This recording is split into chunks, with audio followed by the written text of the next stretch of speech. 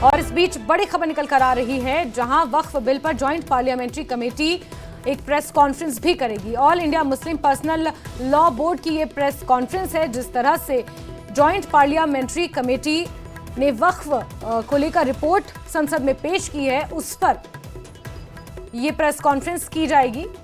और आपको बता दें कि वक्फ बिल पर ज्वाइंट पार्लियामेंट्री कमेटी की रिपोर्ट पर एक प्रेस कॉन्फ्रेंस होगी और इस प्रेस कॉन्फ्रेंस को प्रेस क्लब ऑफ इंडिया में 3 बजे आयोजित किया जाएगा, जिसमें all India Muslim personal law board ये प्रेस कॉन्फ्रेंस करेगी। पर्सनल लॉ बोर्ड जेपीसी के सामने अपना विरोध पहले ही जता चुका है।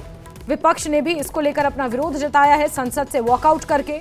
कॉमन सिविल कोड और जेपीसी की रिपोर्ट पर यह प्रेस कॉन्फ्रेंस खासतौर पर all India Muslim personal law board की तरफ से की जाएगी। वो अपना पक्ष रखेंगे मीडिया के सामने। 3 बजे प्रेस क्लब में ये प्रेस कॉन्फ्रेंस आयोजित की जाएगी और all India Muslim personal law board ये प्रेस कॉन्फ्रेंस करेगा।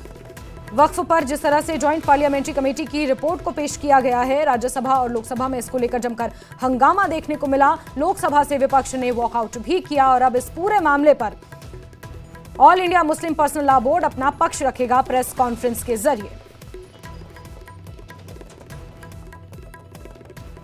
और सीधे रुख करते हैं हमारे सहयोगी खुर्रम शहजाद का। इसी खबर पर जुड़ चुके हैं हमारे साथ। खुर्रम, ये पहला मौका होगा जब all India Muslim personal law board एक प्रेस कॉन्फ्रेंस करेगा। जिस तरह से ज्वाइंट पार्लियामेंट्री कमेटी की ये रिपोर्ट संसद में पेश की गई है, विरोध तो समय समय पर जताते रहे हैं, लेकिन उनका क्या मानना है आधिकारिक तौर पर आज मीडिया के सामने आएगा?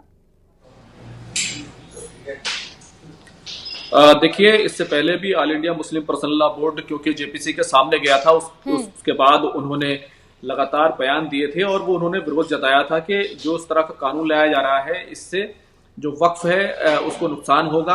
और खासतौर से वक्फ बाय यूजर को लेकर के जो तमाम चीजें थी, जिस तरह के प्रावधान थे, उसको लेकर जिस तरीके से वक्फ बाय यूजर को शुरू में खत्म कर दिया गया था। हालांकि जेपीसी की रिपोर्ट में एक अमेंडमेंट जरूर लाया गया है जिसमें उसको लिटिगेशन से जोड़ दिया गया है, तो उसको लेकर चीजें तो अलग हुई हैं।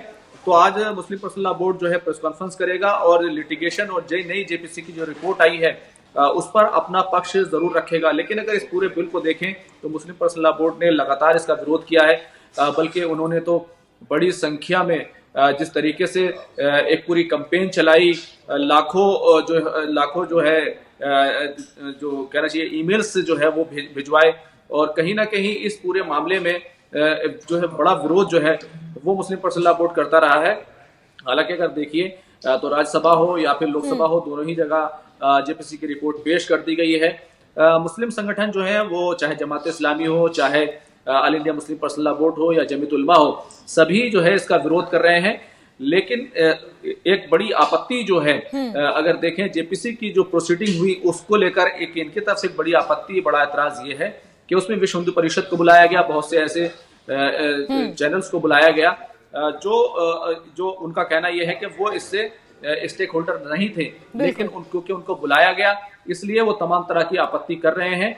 फिलहाल जो है अगर देखिए जिस तरीके से राज्यसभा में जो कांग्रेस के अध्यक्ष हैं मल्लिकार्जुन खड़गे, उन्होंने यहाँ तक विरोध जताया और पूरी रिपोर्ट को ही फर्जी इसलिए करार दिया क्योंकि डिसेंट नोट जो लिखे गए थे विपक्ष और अपोजिशन के जो जेपीसी के मेंबर्स हैं उनको कहीं ना कहीं सेंसर कर दिया गया था, उसका एक बड़ा हिस्सा जो है हटा दिया गया था। उसको लेकर पूरा विवाद जो है गरमाया हुआ है। अभी फिलहाल वक्फ बाय यूजर हो या फिर डीएम और उसके बाद डीएम को संशोधन करते हुए जिस तरीके से सरकार के द्वारा एक सीनियर अफसर की अपॉइंटमेंट है, उसको लेकर एक सीधा जो है कहीं ना कहीं एक बहुत बड़ा टकराव जो है देखने में आ रहा है। विशेष तौर पर वक्फ बाय यूजर में जो लिटिगेशन की शक्ति लगाई गई, यानी कि ये कहा गया जेपीसी की रिपोर्ट में कि अगर वक्फ बाय यूजर को आपको अगर उसको शामिल करना है तो फिर आप उस पर लिटिगेशन नहीं होना चाहिए, उसके खिलाफ कोई मुकदमा नहीं होना चाहिए, ना सिर्फ सरकार की तरफ से बल्कि प्राइवेट किसी शख्स की तरफ से भी नहीं होना चाहिए।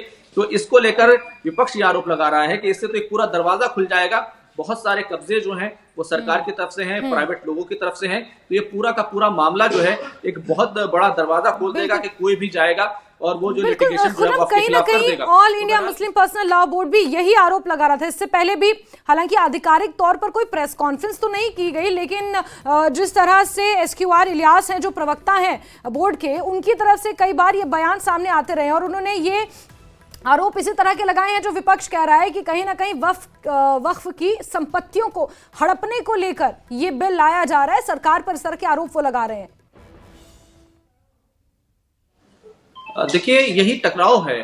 विपक्ष हो या फिर all India Muslim personal law board हो या जमीयत उलमा और जमात इस्लामी जैसे या दूसरे संगठन हो, उनका यही आरोप है कि वक्फ पर जो है सरकार कब्जा करना चाहती है। अब देखिए, दिल्ली में ही 123 जो वक्फ प्रॉपर्टी है उसको मनमोहन सरकार ने 2013 में डीनोटिफाई करते हुए वक्फ बोर्ड के हवाले कर दिया था, लेकिन उसके बाद ये मामला कोर्ट में चला गया। अब ये मामला कोर्ट में क्योंकि चल रहा है तो इसमें लिटिगेशन मौजूद है। अब इन वक्फ प्रॉपर्टी का क्या होगा, ये एक बड़ा सवाल है। क्या ये वक्फ बोर्ड के पास रहेंगी, क्या ये सरकार के पास रहेंगी? खुर्रम, ये वो तमाम चीजें हैं जो बहुत बात की हैं, लेकिन आज जिस तरह से लोकसभा राज्यसभा में इसको लेकर हंगामा हुआ, लोकसभा से विपक्ष ने वॉकआउट किया और अब all India Muslim personal law board 3 बजे एक प्रेस कॉन्फ्रेंस करेगा। उस प्रेस कॉन्फ्रेंस में क्या कुछ बातें कही जाएंगी, ये देखना महत्वपूर्ण रहेगा। खुर्रम, बहुत शुक्रिया जुड़ने के लिए हमारे साथ।